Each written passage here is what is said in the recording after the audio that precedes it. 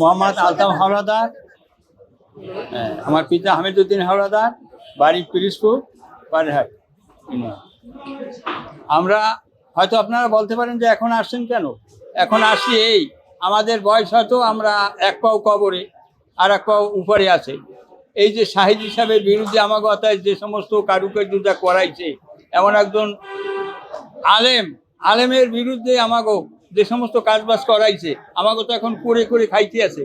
কবরে পড়ছি, আমাদের আত্মীয় স্বজন যারা আছে, পাড়া প্রতিবেশী, দেশবেশী, সবাই আমাকে ঘৃণা করে, ঘৃণার পাত্র হইয়া দাঁড়াইছি। তা এখন চিন্তা করি যে এখন ঘৃণার পাত্র হইয়া দাঁড়াইছি, শেষ বয়সে যদি একটু মানে দেশের কাছে, জাতির কাছে, সবার কাছে বলতে পারি যে না, সাইদি সাহেব ভালো লোক ছিল। বাংলাদেশের একমাত্র স্মার্ট সিটি বসুন্ধরা এখন আরো নিরাপদ, আধুনিকতায় আরো এক ধাপ এগিয়ে।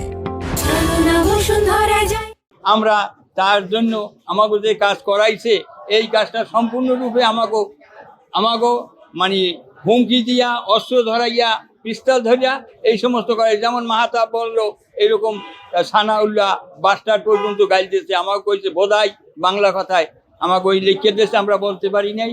হ্যাঁ, এগুলোর পরে আর আইয়া মানে অবান্তর গালাগালিও করছে, কিন্তু কর্ম কি করার তো উপায় নাই কিছু। যখন আইনেই ফালাইছে, আমাকে অনেক দিন পর্যন্ত রাখছে, রাখিয়া টেকে এইভাবে পড়াই দিয়েছে, তারপরও আমরা ঘুরাই দিই, তারপরও দেখি যে জীবনের কোনো আমাকে নিরাপত্তা নাই। এই বিদায় করতে আমরা বাধ্য হয়েছি। হ্যাঁ, চিনতাম, একজন বক্তা হিসেবে চিনতাম ওনাকে। উনি কি কোনো দল করতো?